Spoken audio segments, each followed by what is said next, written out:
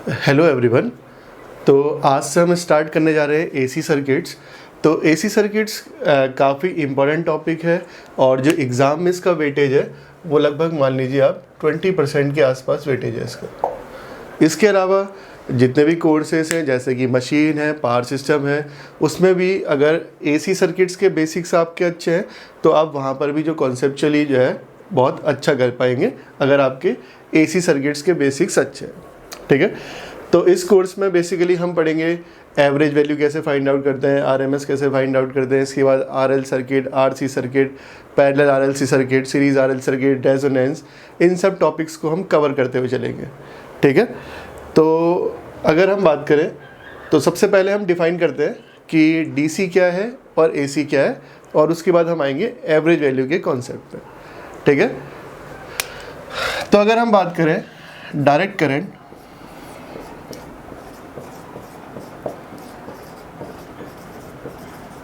या डीसी, तो ये ऐसी करंट है जो फ्लो होती है केवल एक ही डायरेक्शन में। ठीक है,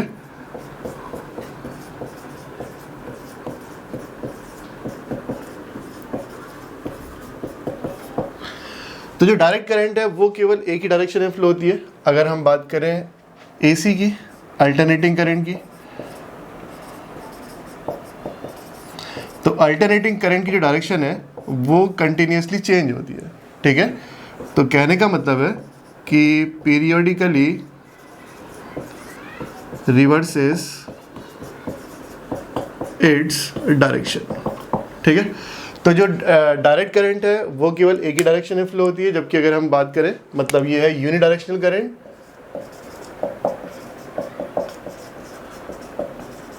और ये एक तरीके से बाई डायरेक्शनल। ठीक है, तो अल्टरनेटिंग करंट जो है उसकी जो डायरेक्शन है वो कंटिन्यूसली चेंज होगी, जबकि जो डीसी करंट की डायरेक्शन है वो चेंज नहीं होगी। ठीक है, कहने का मतलब है अगर कोई सर्किट है डीसी सोर्स से कनेक्ट करते जैसे 5 वोल्ट है, कोई रेजिस्टेंस है यहाँ पर आर, तो जो डीसी करंट की डायरेक्शन है वो हमेशा ऐसी ही रहेगी। ठीक है, जबकि अगर एसी है, यहीं पर अगर हम एसी कोई है तो होगा क्या कि कभी प्लस माइनस इसमें ऐसे होगा तो करंट ऐसे फ्लो कर जाएगी, कुछ टाइम के बाद यहाँ पर प्लस यहाँ पर माइनस आ जाएगा तो करंट इसके अपोजिट फ्लो कर जाएगी। ठीक है, तो एसी में जो करंट है वो दोनों डायरेक्शन में होगी, जबकि डीसी में यूनिडायरेक्शनल करंट होगी। ठीक है, तो अगर हम बात करें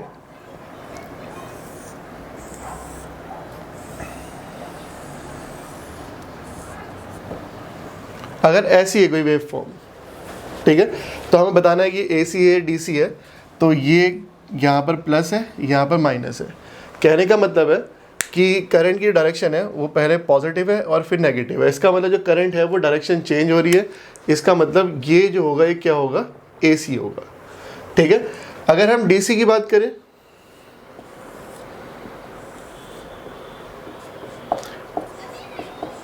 तो 5 वोल्ट की मान लेते हैं इसे, तो या कुछ भी मान लो 5 एम्पियर की कोई करंट है।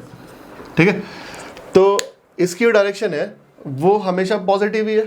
ठीक है, इसके अलावा जो मैग्नीट्यूड है फिलहाल अगर हम टाइम के साथ बनाएं, ये करंट है, इसको अगर हम टाइम के साथ बनाएं तो किसी भी टाइम पर जो करंट की डायरेक्शन है, जो करंट का जो मैग्नीट्यूड है वो 5 एम्पियर है और जो डायरेक्शन है वो भी हमेशा एक ही डायरेक्शन है, पॉजिटिव है। ठीक है, तो ये एग्जाम्पल है परफेक्ट डीसी का। अगर हम बात करें कि परफेक्ट डीसी कैसी होगी तो वो ऐसी होगी एग्जैक्टली। ठीक है, और अगर ये साइन वेव है तो ये है परफेक्ट एसी। ठीक है, अब कुछ वेव फॉर्म देखते हैं और बताएंगे कि ये एसी है या डीसी है।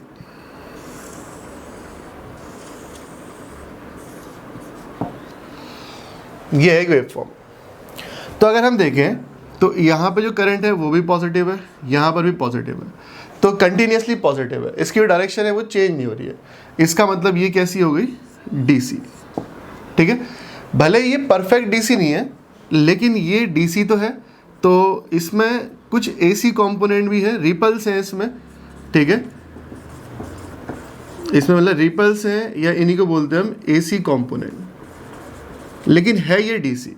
ठीक है, बस ये परफेक्ट डीसी ना होकर है पल्सेटिंग डीसी।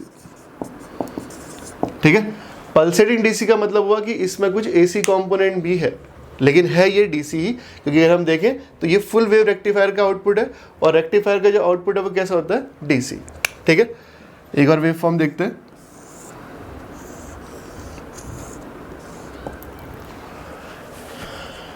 अगर हम इस करंट को देखें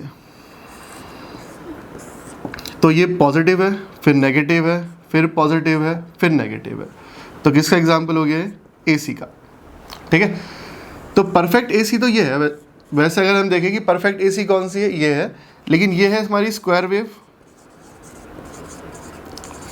ये थी साइनसोइडल। तो स्क्वायर वेव भी ये एसी है, लेकिन ये परफेक्ट एसी नहीं है, तो इसमें थोड़े बहुत हार्मोनिक्स भी होंगे। तो हार्मोनिक्स क्या होते हैं ये हम बाद में समझेंगे वैसे, लेकिन ये है एसी। अगर पूछे कि ये डीसी है एसी है तो ये एसी है। ठीक है, इसके अलावा अगर हम देखें, अगर ऐसा होगा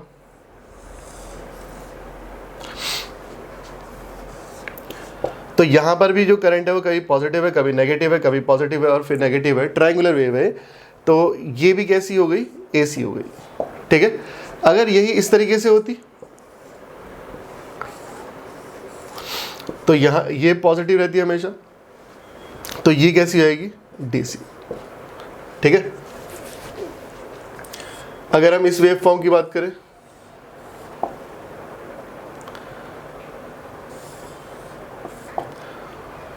तो ये पॉजिटिव है या ज़ीरो है या पॉजिटिव है। तो अगर हम ध्यान से समझें तो वैसे भी ये हाफ वेव रेक्टिफायर का आउटपुट है।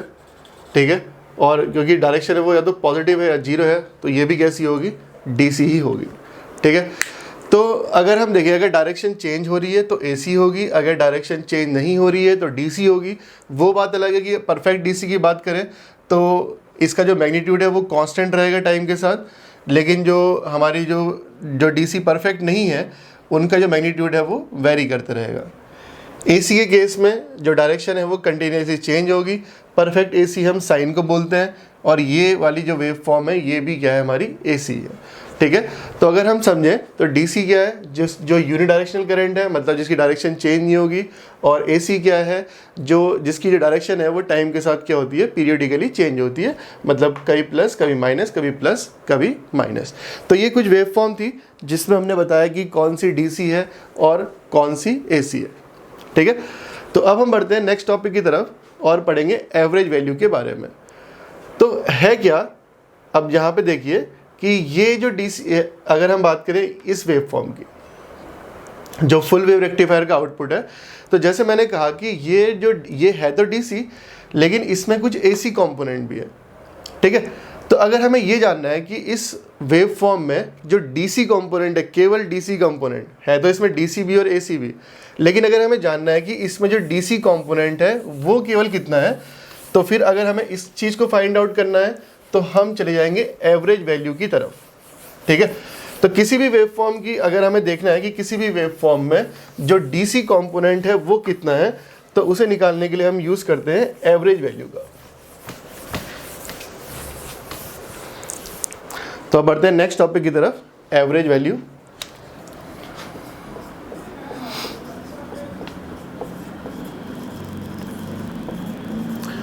यही चीज को बोलते हैं mean value,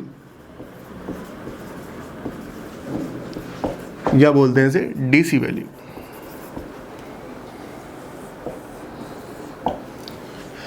average value, mean value या डीसी वैल्यू किसी भी वेव फॉर्म की ये बताती है कि किसी भी वेव फॉर्म में जो डीसी कंपोनेंट है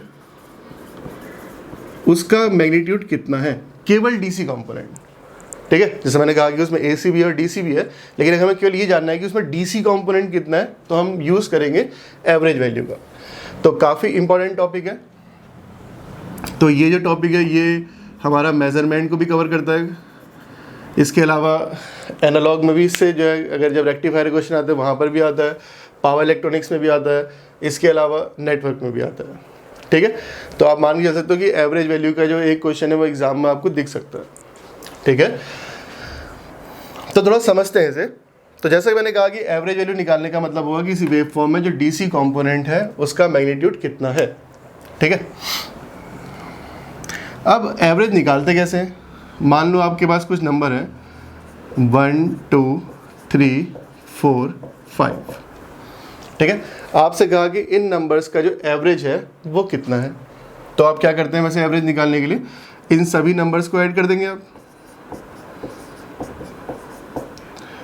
और टोटल नंबर से कर देते हैं डिवाइड, तो आंसर कितना आ जाएगा, 3 आ जाएगा। ठीक है, वैसे भी इन सब का जो एवरेज होगा वो क्या होगा, 3 के बराबर।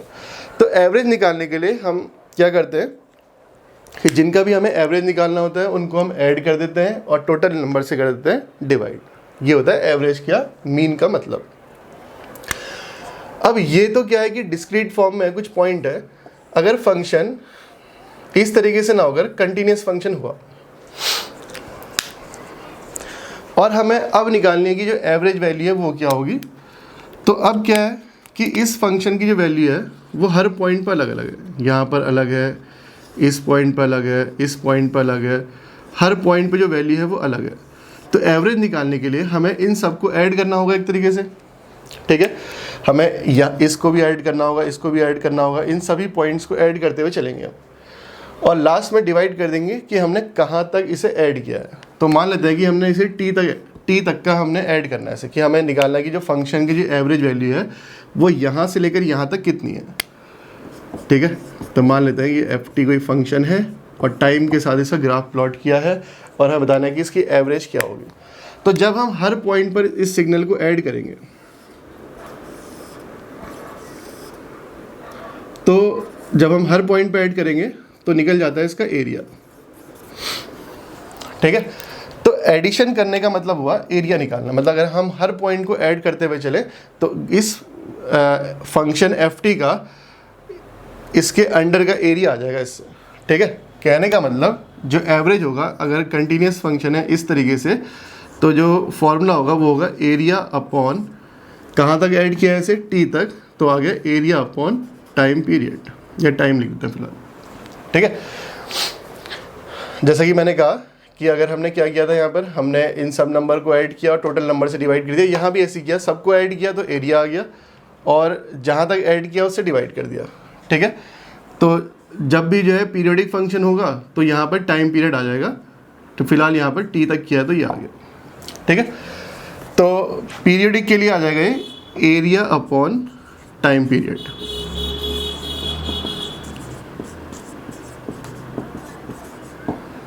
ठीक है, अब एरिया निकालने के लिए हमें बेसिकली फंक्शन को इंटीग्रेट करना पड़ता है, या फिर अगर हम समझें अगर पॉइंट अलग अलग होते हैं, जैसे कि मान लो ये जो फंक्शन है तो कंटिन्यूस है कि लगातार है। अगर हमारे पास ग्राफ में कुछ पॉइंट होता है कि 1, 2, 3, 4, 5, तो हम इनको ऐड कर रहे हैं बेसिकली। ठीक है, तो एडिशन का मतलब होता है समेशन, ऐसे सिग्मा से डिनोट करते हैं इसे। लेकिन अगर इसी चीज़ को, इसी सिग्मा को हमें कंटिन्यूस फंक्शन में अगर रिप्रेजेंट करना है तो हम यहाँ पर यूज़ कर लेते हैं इंटीग्रेशन का। तो डिस्क्रीट में हम समेशन से दिखाते हैं और कंटिन्यूस में ही अगर ऐड करना है तो फिर इंटीग्रेशन हो जाता है। तो इसका मतलब जो एवरेज वैल्यू होगी अगर हमें निकालना है तो एरिया का मतलब मैंने बताया कि क्या करेंगे, इंटीग्रेट 0 से t F T D T और टोटल टाइम पीरियड से कर देंगे साथ साथ डिवाइड भी। तो ये आ गया एवरेज वैल्यू का फॉर्मूला। ठीक है, ये है एरिया अपॉन टाइम ही, बस एरिया का मतलब हो गया यहाँ पे इंटीग्रेशन। ठीक है, तो एवरेज वैल्यू निकालने के लिए हमें एरिया अपॉन टाइम पीरियड करना है, या फिर हम फंक्शन को इंटीग्रेट कर देंगे और टाइम पीरियड से कर देंगे डिवाइड। ठीक है, तो हम अब करते हैं कुछ क्वेश्चन इस पे और देखते हैं कि कैसे एवरेज वैल्यू हम फाइंड आउट करेंगे। इसके अलावा एक और इम्पॉर्टेंट बात है कि जो एवरेज वैल्यू है किसी भी फंक्शन की या डीसी वैल्यू है, इसे हम मेज़र करते हैं पीएमएमसी इंस्ट्रूमेंट से। इंपॉर्टेंट क्वेश्चन है वैसे भी, मेजर्ड बाय पीएमएमसी इंस्ट्रूमेंट। तो जो एवरेज वैल्यू अगर किसी भी हमें कोई करंट होगी उसकी अगर हमें देखना है कि उसकी एवरेज वैल्यू क्या होगी, तो हम कौन से इंस्ट्रूमेंट का यूज़ करेंगे, पीएमएमसी का। ठीक है, तो अब चलते हैं क्वेश्चंस की। तो इस क्वेश्चन में हमें फाइंड आउट करने की इस फंक्शन की जो एवरेज वैल्यू है वो क्या होगी। तो जैसा कि मैंने कहा कि एवरेज वैल्यू निकालने का फॉर्मूला क्या है, एरिया अपॉन टाइम पीरियड। तो ये जो फंक्शन है ये पीरियडिक है। पीरियडिक का मतलब है कि रिपीट कर रहा है, पहले 2 फिर 0 फिर 2 फिर 0। तो जो पोर्शन जो सेक्शन रिपीट हो रहा है वही है, ये सेक्शन आपका रिपीट हो रहा है, ठीक है। तो हम जो एरिया निकालते हैं या फंक्शन को जो इंटीग्रेट करते हैं वो केवल एक टाइम पीरियड में करते हैं, ठीक है। तो हम ये करेंगे कि यहाँ इसका एरिया निकालेंगे। यहाँ तो एरिया 0 है क्योंकि वैल्यू 0 है, और यहाँ पर जो एरिया है वो क्या है, लेंथ इंटू विड्थ, रेक्टेंगल है, ठीक है, लंबाई गुणा चौड़ाई, तो एरिया कितना आ गया इसका 2 आ गया, ठीक है। तो जो एवरेज होगा वो क्या आएगा, एरिया अपॉन टाइम। तो एरिया कितना आ चुका है 2 और टाइम कितना है 2, तो आंसर क्या आ गया 1, ठीक है। कहने का मतलब हुआ कि अगर हम वैसे भी देखें तो फंक्शन जो है पूरे उसमें आधे में तो 2 है ये और आधे में वैल्यू 0 है, तो 2 और 0, तो एवरेज कितना आएगा 1, जो कि यहाँ पे दिख गया हमें, ठीक है, ठीक है। अब बढ़ते हैं नेक्स्ट क्वेश्चन की तरफ।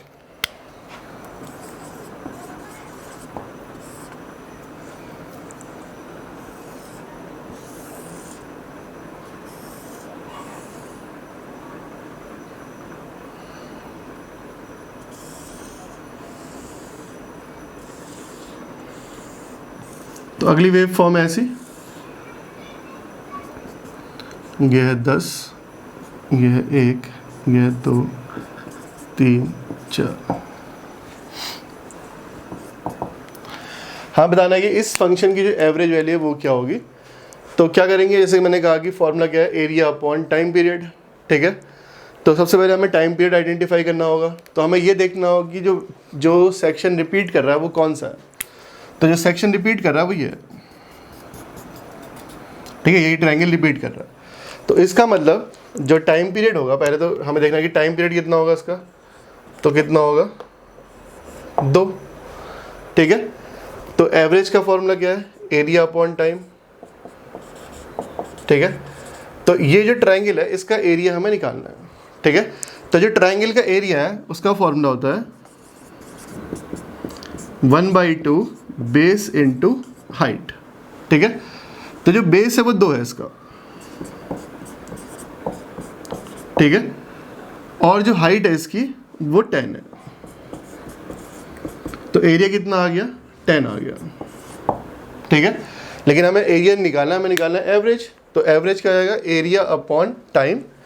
तो जो एरिया है वो 10 है और जो टाइम पीरियड है वो 2 है, तो एवरेज कितना आ गया इसका 5 आ गया, ठीक है। तो इस तो जहाँ पर हमें अगर जो ज्योमेट्रिकल फिगर है वो ऐसे हैं जिनके एरिया का फॉर्मूला हमें पता है, ट्रायंगल का पता है, स्क्वायर का पता है, तो वहाँ पर फिर हमें इंटीग्रेट करने की ज़रूरत नहीं है, ठीक है। वहाँ पर हम सिंपल एरिया का कॉन्सेप्ट लगाएंगे और आंसर आ जाएगा, ठीक है। और वैसे भी अगर हम समझें, एवरेज का मतलब हुआ कि देखो वैल्यू किससे किसके बीच है, 0 से लेकर 10 के बीच है। तो जो एवरेज आएगा वो इनके कहीं बीच में आएगा, ठीक है। 0 से 10, 10 से 0, यही तो वैल्यू है। तो 0 और 10 लीनियर चेंज है, इसलिए जो आंसर आया वो इनके बीच में आया, कितना है 5 आ गया, ठीक है। लेकिन इस फंक्शन की एवरेज वैल्यू क्या होगी, तो फिर से वही फॉर्मूला है एरिया अपॉन टाइम पीरियड। हमें पहले टाइम पीरियड देखना होगा कि क्या है इसका टाइम पीरियड। तो अगर हम ध्यान से देखें कि कौन सा सेक्शन रिपीट हो रहा है, तो पहले है वैल्यू 2, फिर है 1, फिर है 0, ठीक है। तो जो सेक्शन रिपीट हो रहा है वही है, ठीक है। फिर वही यही सेक्शन बार बार रिपीट हो रहा है, तो यहाँ तक का पूरा रिपीट हो रहा है। ध्यान दें इस बात को, कई बार बच्चे टाइम पीरियड 2 ले लेते हैं, लेकिन ध्यान नहीं देना है कि हमें जहाँ तक सेक्शन रिपीट हो रहा है, तो जो रिपीट हो रहा है वो है 2, 1, 0, फिर 2, 1, 0, ठीक है। तो अगर हमें देखना है कि एवरेज क्या होगा, तो एरिया अपॉन टाइम, तो इस पूरे का एरिया निकाल लेंगे हम, ठीक है। तो एक तो ये वाला पोर्शन है इसमें और एक ये वाला पोर्शन है, इस पूरे का हमें निकालना पड़ेगा एरिया। और जो टाइम पीरियड है वो कितना आ चुका है 3, तो इसका एरिया क्या होगा, लेंथ है 2 और विड्थ है 1, तो ये 2 × 1। इस सेक्शन का जो लेंथ है वो 1 है, विड्थ भी 1 है, ठीक है। तो ये भी हो गया 1 × 1, ठीक है, ये 1 है, ये भी 1 है। तो ये टोटल एरिया हो गया। तो एवरेज है एरिया अपॉन टाइम। तो टोटल एवरेज कितना हो गया, यह है 2 और यह है 1, ठीक है। और टाइम पीरियड कितना है 3, तो एवरेज कितना आ गया 1, ठीक है। तो सिंपल ही हमने केवल जो एरिया है वो नहीं कैलकुलेट किया और टाइम पीरियड से डिवाइड कर दिया। तो अगर हम समझें, देखो ओमेगा टी का मतलब होता है एंगल थीटा, ठीक है, टाइम एक्सिस नहीं है, ओमेगा टी एक्सिस है, थीटा है मतलब एंगल है, ठीक है। वैसे ये पता है कि pi radian, 2 pi radian, 3 pi radian इस तरीके से। तो ये है साइन वेव। अब एवरेज निकालने का जो फॉर्मूला है वो यही तो है, एरिया अपॉन टाइम। तो सबसे पहले तो हमें आइडेंटिफाई करना होगा कि जो इस वेव फॉर्म का टाइम पीरियड है वो क्या है। तो जो टाइम पीरियड है वो कितना है इसका, यही सेक्शन है बस जो रिपीट हो रहा है। तो यहाँ से यहाँ तक का जो टाइम पीरियड है वो देखना है हमें, ठीक है। तो वैसे अगर हम समझें तो ये एंगल है, ठीक है, तो ये है पाई के बराबर। तो ओमेगा टी थीटा, तो ओमेगा जो है कैपिटल टी लिखा है मैंने, मतलब स्मॉल टी तो कोई वेरिएबल चीज़ हो सकती है, लेकिन यहाँ तक का जो टाइम पीरियड है, अगर टाइम पीरियड पूछे हमसे तो वो तो हो जाएगा पाई अपॉन ओमेगा, ठीक है। तो पाई अपॉन ओमेगा ये तो आएगा सेकंड में, और फिलहाल ये किस में है, रेडियन में, ठीक है। तो अगर हमें एवरेज निकालना है तो मैंने कहा कि क्या है फॉर्मूला, एरिया अपॉन टाइम। या फिर अब क्या है कि देखो ऐसा है कि हमें ऐसा कोई फॉर्मूला नहीं पता जिससे हम साइन के अंडर का एरिया निकालें। जैसे ट्रायंगल का तो पता था हमें, स्क्वायर का या रेक्टेंगल का ही पता है हमें, लेकिन इसका नहीं पता है हमें। तो फिर यहाँ पर एक ही ऑप्शन बचता है कि हम फंक्शन को करें इंटीग्रेट, क्योंकि इंटीग्रेशन के से ही हम एरिया फाइंड आउट कर सकते हैं, ठीक है। तो 1/t integration 0 to t ft dt। देखो इस फॉर्मूले को चाहे ऐसा भी लिख सकते हैं हम कि one by omega tau 0 to omega t f omega t d omega t, ठीक है। तो जहाँ जहाँ पे t है मतलब टाइम है, वहाँ वहाँ पर ओमेगा से मल्टीप्लाई कर दिया हमने। कहने का मतलब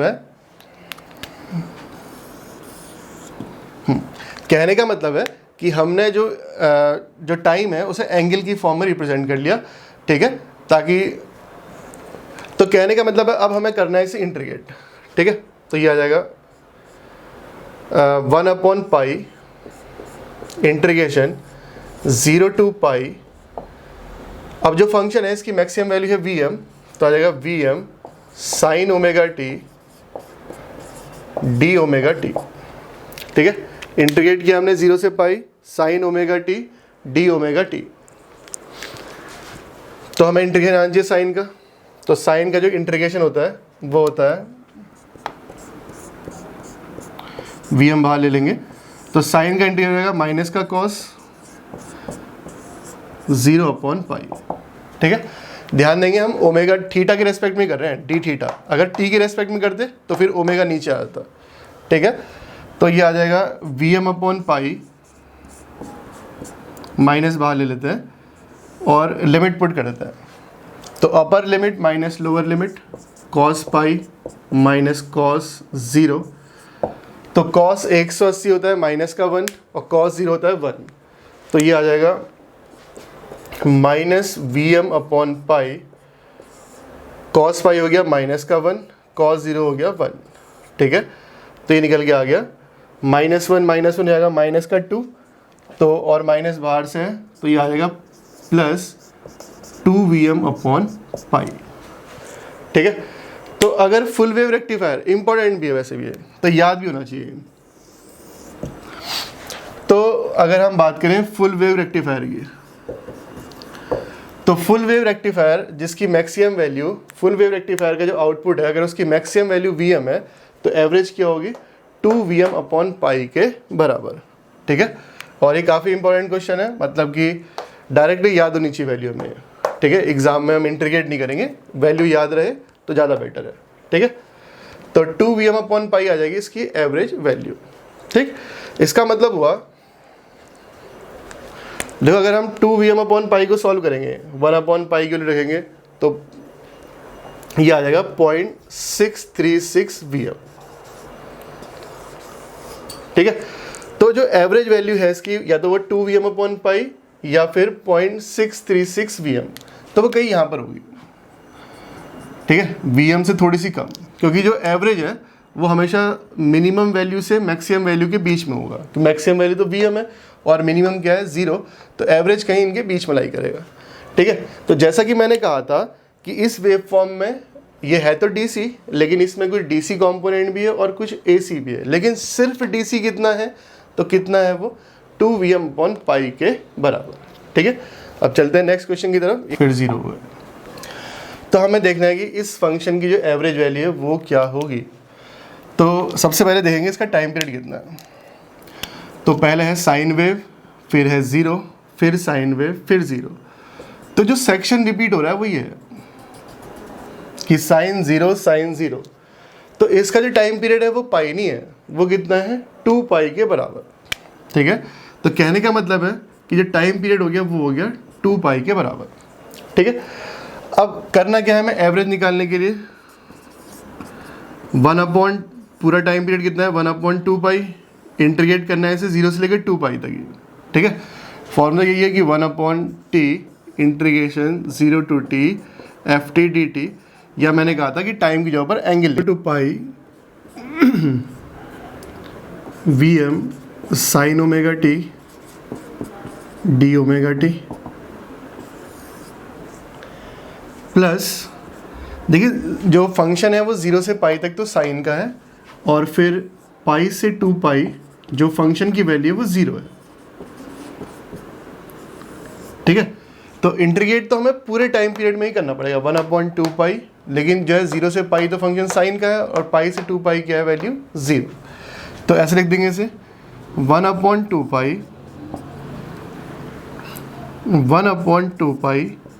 integration 0 to π Vm sin ωt dωt।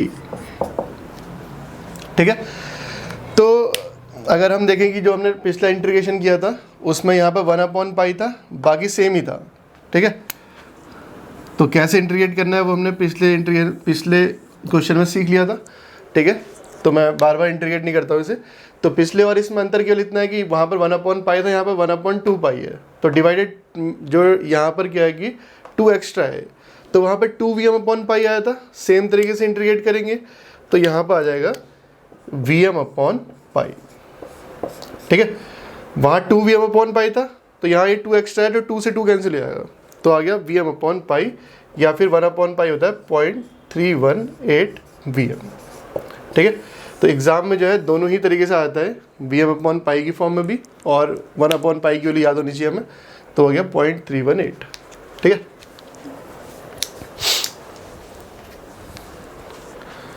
अब बढ़ते हैं नेक्स्ट क्वेश्चन की तरफ। या फिर एक बात और समझे, जो फुल वेव रेक्टिफायर का आउटपुट था उसका था 2Vm/π, हाफ वेव का है Vm/π, तो उससे जस्ट हाफ आया है, वहाँ 2Vm/π था, यहाँ Vm/π, तो फुल वेव के लिए 2Vm/π, हाफ वेव के लिए एवरेज वैल्यू उसकी जस्ट हाफ आई है, क्योंकि जो इसका एरिया है वहाँ तो यहाँ पर भी साइन थी, यहाँ पर भी साइन थी, लेकिन इसमें आधे में तो साइन है, आधे में 0 है, तो इसका एरिया हो गया हाफ, तो एरिया हाफ है, इसीलिए जो एवरेज हो गया वो भी क्या हो गया, हाफ हो गया। ठीक है, ठीक है, अब बढ़ते हैं नेक्स्ट क्वेश्चन की तरफ। हमें निकालने की इस फंक्शन की एवरेज वैल्यू क्या होगी। ठीक है, तो सीधी सी बात है कि ये तो रेक्टेंगल बन रहा है, तो इनके तो एरिया के फॉर्मूले हमें आते हैं, तो यहाँ पर इंटीग्रेट करने की ज़रूरत तो नहीं है। ठीक है, तो यहाँ पर जो एरिया है वो पॉजिटिव है,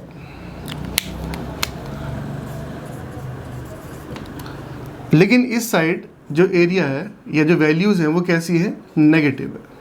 ठीक है, तो हम एरिया में दोनों देखेंगे, पॉजिटिव भी देखेंगे और नेगेटिव भी देखेंगे। तो यहाँ पर जो एरिया है वो तो हो गया 2 × 1, लेंथ है 2, विड्थ है 1, यहाँ जो एरिया होगा वो है 1 और 1, तो हो गया 1 × 1। ठीक है, तो अगर हम टोटल एरिया देखें या रिजल्टेंट एरिया देखें तो ऊपर है प्लस का 2 एरिया और नीचे है माइनस का 1, तो जो रिजल्टेंट एरिया आ जाएगा 1 आ जाएगा। तो इस बात का ध्यान देंगे जब भी हम एवरेज निकालेंगे तो एरिया में प्लस माइनस का ध्यान देंगे कि कितना प्लस कितना माइनस।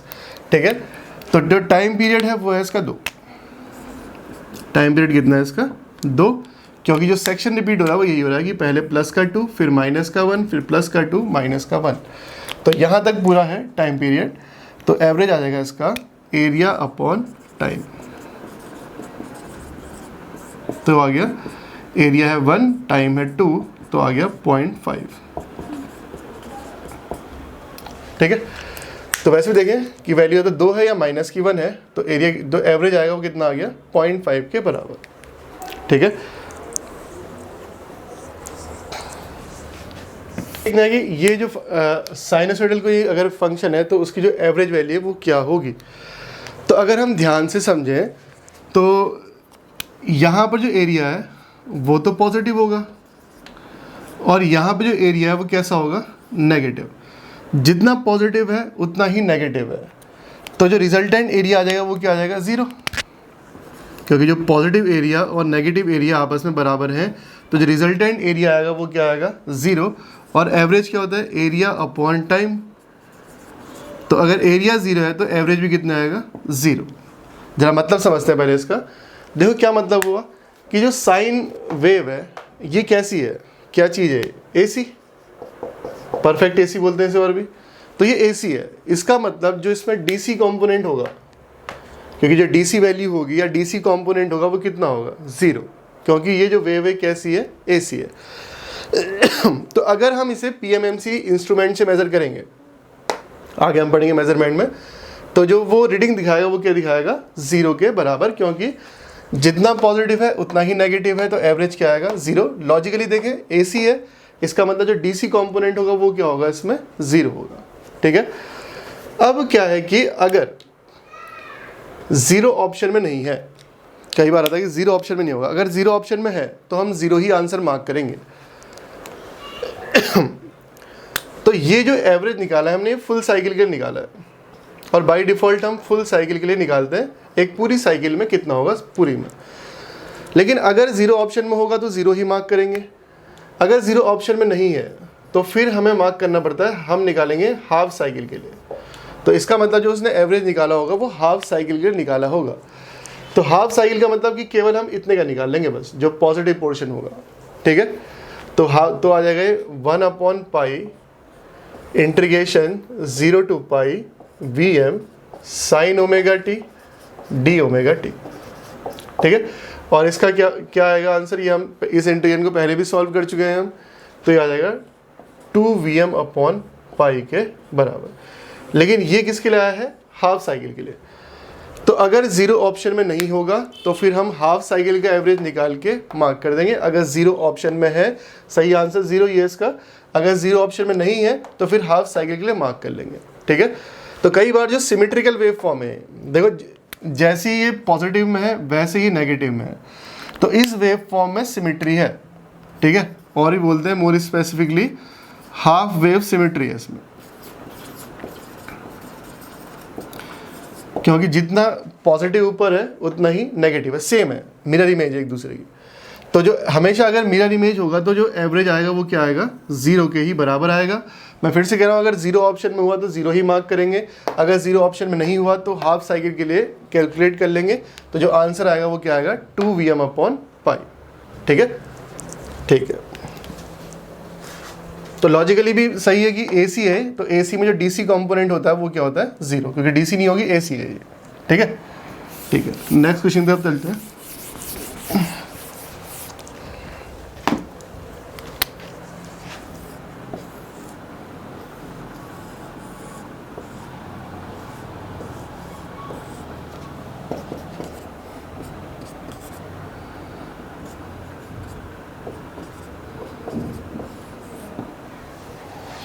तो यह है स्क्वायर वेव।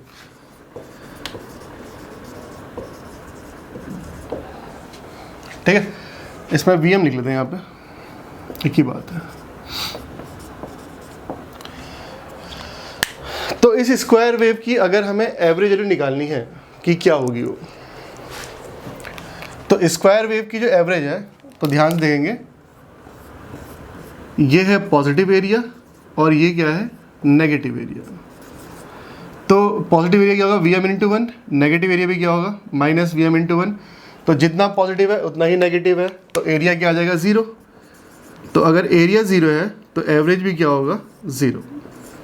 ठीक है, जो कि ठीक है क्योंकि एसी है, और जो एसी में जो डीसी कंपोनेंट होगा वो कितना होगा, 0। फिर से कह रहा हूँ, अगर 0 ऑप्शन में नहीं हुआ तो फिर हम जिन भी वेव फॉर्म में हाफ वेव सिमेट्री होगी, मतलब सिमेट्रिकल फिगर होंगे, जैसा पॉजिटिव वैसा ही नेगेटिव, तो फिर ऐसे केस में हम जो एवरेज है वो केवल हाफ साइकिल के लिए कैलकुलेट कर लेंगे, ठीक है।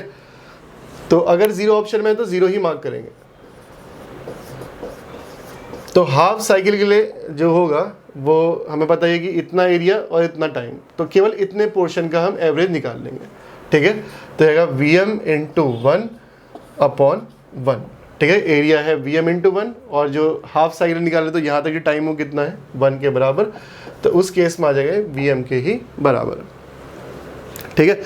तो वैसे अगर PMMC से मेजर करेंगे इस चीज़ को कि एवरेज कितना है तो वो जीरो ही दिखाएगा, तो सही आंसर जीरो ही है इसका, ठीक है। तो फुल साइकिल के लिए जीरो ही दिखाएगा वो, लेकिन अगर जीरो ऑप्शन में नहीं हुआ, जीरो हुआ तो जीरो ही मार्क करेंगे, अगर जीरो ऑप्शन नहीं हुआ तो हाफ साइकिल के लिए कैलकुलेट कर लेंगे, ठीक है, ठीक है।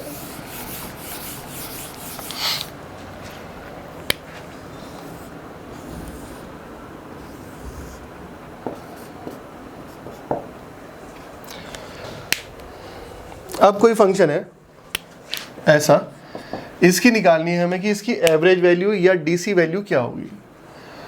तो ये जो फंक्शन है इसकी वैल्यू लगातार 5 है, तो यहाँ भी 5 है, यहाँ भी 5 है, यहाँ भी 5 है, हर जगह 5 है। तो क्या ये पीरियडिक फंक्शन है? बिल्कुल है। देखो जो वैल्यू है वो रिपीट हो रही है 5 5 5, और जब जहाँ पे वैल्यू रिपीट होती है उसे बोलते हैं हम पीरियडिक वेव फॉर्म, ठीक है। ये भी पीरियडिक है, लेकिन इसका जो टाइम पीरियड है वो इतना है या इतना है, ये डिफाइंड नहीं है। तो ये पीरियडिक, लेकिन इसका टाइम पीरियड डिफाइंड नहीं है। तो लॉजिकली अगर हम देखें कि 5 5 5 5 5 सब जगह 5 है, तो एवरेज भी कितना आएगा 5, क्योंकि सभी जगह 5 है, ठीक है। या फिर अपने मन से कोई भी टाइम पीरियड मान सकते हैं, क्योंकि जो टाइम पीरियड है वो डिफाइंड नहीं है इसका, क्योंकि वो जो वैल्यू है वो कहाँ पर रिपीट हो रही है, वो बहुत ही छोटे सेक्शन में रिपीट हो रही है, वो नहीं पता हमें। तो फिर इसके बाद हम लिख लेंगे एरिया अपॉन टाइम। तो एरिया कितना हो गया 5 इंटू टी, तो एवरेज आ गया 5 इंटू टी अपॉन टी, तो कितना आ गया 5 के बराबर, ठीक है। तो अगर हम बात करें जो डीसी, तो ये जो है ये परफेक्ट डीसी है और इम्पोर्टेंट भी है। तो वैसे मैंने कहा था कि डीसी कंपोनेंट है 5 है, तो डीसी मतलब डीसी वैल्यू भी क्या होगी 5 ही होगी, डीसी वेव फॉर्म है, ठीक है। तो अगर परफेक्ट डीसी है तो जो मैक्सिमम वैल्यू होगी वही होगी एवरेज वैल्यू की, जो कि यहाँ पे कितनी है 5। तो मैक्सिमम भी 5 है और एवरेज भी कितना आया 5, ठीक है, ठीक है। अब बढ़ते हैं नेक्स्ट क्वेश्चन की तरफ।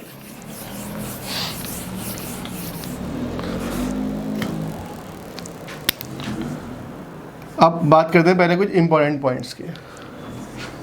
देखो अगर Vm sine n omega t plus minus 5 है, ठीक है, लिख के आएगा कि 10 sine omega t plus minus 5, 10 sine 2 omega t plus minus 5, तो ये साइनसोइडल फंक्शन है। या फिर ऐसे भी आता है कि Vm cos n omega t plus minus 5, तो चाहे साइन हो चाहे कॉस हो, तो जो एवरेज आएगा कि ये AC है, ठीक है, तो जो एवरेज आएगा वो क्या आएगा इनका 0, ठीक है। चाहे कुछ भी लिखा हो, चाहे एंगल कुछ लिखा हो, चाहे कुछ भी लिखा हो, तो जो एवरेज आएगा वो क्या आएगा 0। अगर 0 ऑप्शन में नहीं है तो फुल साइकिल के लिए 0, तो जो सही है वो तो 0 ही है। बाकी अगर हाफ साइकिल के लिए निकालेंगे इनका आंसर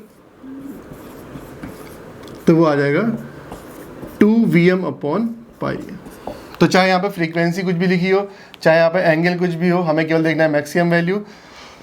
और अगर 0 ऑप्शन में है तो 0 मार्क करेंगे कि सही आंसर 0 ही है, और अगर जो है 0 ऑप्शन में नहीं है तो मार्क कर देंगे 2Vm अपॉन पाई, ठीक है।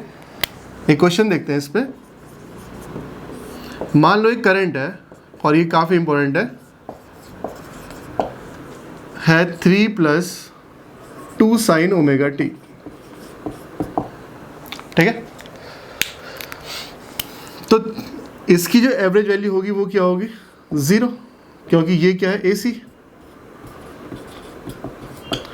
मतलब एवरेज का मतलब क्या है कि डीसी कंपोनेंट कितना है, तो AC में तो DC नहीं होगी, इसका ना डीसी कंपोनेंट कितना होगा इसका 0, और इसका एवरेज कितना होगा 3। तो इस वेव फॉर्म की जो एवरेज वैल्यू आएगी वो कितनी आएगी 3 के बराबर, ठीक है। तो हमारे पास मैंने कहा DC भी है और AC भी है। तो एवरेज वैल्यू का मतलब हुआ कि केवल और केवल कौन सी वैल्यू, डीसी वैल्यू, इसलिए आंसर क्या आ गया 3 के बराबर। ठीक है, अब देखते हैं क्वेश्चन। मान लो कोई करंट है 10 sin स्क्वायर ओमेगा टी, इसकी निकालनी है हमें एवरेज वैल्यू क्या होगी। तो ये है साइन स्क्वायर, साइन नहीं है, ये क्या है, साइन स्क्वायर। तो स्क्वायर का मतलब हुआ कि साइन में तो क्या है कि पॉजिटिव भी है और नेगेटिव भी है, लेकिन अगर हम स्क्वायर करेंगे तो पॉजिटिव का स्क्वायर तो पॉजिटिव, और जो नेगेटिव सेक्शन है इसका भी स्क्वायर क्या आएगा, पॉजिटिव। ठीक है, कि +2 का स्क्वायर भी 4 होता है, और जो -2 का स्क्वायर है वो भी क्या होता है, 4 होता है। तो स्क्वायर करने के बाद जो वेव फॉर्म है वो ऐसी आएगी। ठीक है, तो हमें 10 sin स्क्वायर अगर ओमेगा टी है, इसकी अगर हमें निकालने की एवरेज वैल्यू क्या होगी, तो वो 0 नहीं होगी। 0 क्यों नहीं होगी, क्योंकि वो ऑलवेज पॉजिटिव होगी। पहली बात तो इस सेक्शन का स्क्वायर करेंगे, इसका स्क्वायर करेंगे, तो जैसा ये होगा वैसे ही आ जाएगा। ठीक है, तो अगर हम देखें तो एक ऑप्शन तो है कि हम इंटीग्रेट करें, या फिर इंटीग्रेशन की तरफ नहीं जाते हैं, दूसरे ऑप्शन की तरफ देखते हैं। तो cos 2 थीटा है, उसका फॉर्मूला था 1 - 2 sin स्क्वायर थीटा। ठीक है, या फिर इसको थोड़ा सॉल्व करेंगे तो sin स्क्वायर थीटा इक्वल लिख सकते हैं हम 1 - cos 2 थीटा अपॉन 2। ठीक है, तो इसको लिख लेंगे 10, तो sin स्क्वायर थीटा की जगह लिख देंगे हम 1/2 1 - cos 2 ओमेगा टी। ठीक है, तो ऐसे लिख लेंगे 5 - 5 cos 2 ओमेगा टी। ठीक है, तो ये डीसी कंपोनेंट है, ये एसी कंपोनेंट है। ठीक है, ये cos का फंक्शन है, एसी हो गया। तो अगर हमें एवरेज निकालनी है इस फंक्शन की, तो 5 का जो एवरेज है वो तो कितना हो गया 5, और इसका जो एवरेज है वो कितना हो गया 0। तो आंसर कितना आ जाएगा 5 के बराबर। ठीक है, तो 10 sin स्क्वायर ओमेगा टी की जो एवरेज वैल्यू आएगी वो कितनी आ गई 5। बढ़ते लास्ट क्वेश्चन है, एग्जाम में आया था यूपीपीसीएल में, कि कोई करंट है IT, लिखा हुआ है IM sin ओमेगा टी, एक साइनोसॉइडल करंट है। तो हमें बताना है कि I² t की एवरेज वैल्यू क्या होगी, average value of I² t। ठीक है, तो ये इसका मतलब हमें इसकी एवरेज वैल्यू निकालनी है। तो हम पहले क्या करेंगे, इसको जो है स्क्वायर कर देंगे, तो क्या आ जाएगा वो IM² sin square omega t. ठीक है, तो इसको लिख देंगे हम। तो अब हमें जो फंक्शन है वो ये है, हमें इसकी एवरेज वैल्यू निकालनी है। ठीक है, तो जैसे मैंने पहले भी कहा था कि ये साइन स्क्वायर है, तो साइन स्क्वायर जो है वो ऑलवेज पॉजिटिव होगा, तो एवरेज 0 नहीं होगा इस केस में। तो फिर हम जो है, जो पिछले क्वेश्चन में किया था हमने, साइन स्क्वायर थीटा की लिख देंगे 1 - cos 2 थीटा अपॉन 2। ठीक है, तो आ जाएगा IM² 2 minus IM² 2 cos 2 omega t. ठीक है, तो ये तो एक कांस्टेंट आएगा, तो कांस्टेंट की जो एवरेज वैल्यू है वो कांस्टेंट ही होगी, मतलब सेम ही आ जाएगी वो, और इसकी जो एवरेज वैल्यू आ जाएगी वो क्या आ जाएगी 0 के बराबर। तो जो आंसर आ गया इसका कि एवरेज वैल्यू क्या होगी, तो हो जाएगी IM² 2। तो ये क्वेश्चंस थे एवरेज वैल्यू पर। मैंने ट्राई किया है कि हर टाइप के क्वेश्चन कवर करें। ठीक है, ऑनलाइन क्लास में जो है मैंने ट्राई किया है कि मैं ऑफलाइन क्लास वाली फील दे सकूं। मैंने जितने भी पॉसिबल क्वेश्चन थे एवरेज वैल्यू पे वो सारे करा दिए हैं। ठीक है, अगर आपको लेक्चर पसंद आया तो शेयर कीजिए इसे। ठीक है, और कोई भी डाउट हो तो कमेंट सेक्शन में ज़रूर लिखें।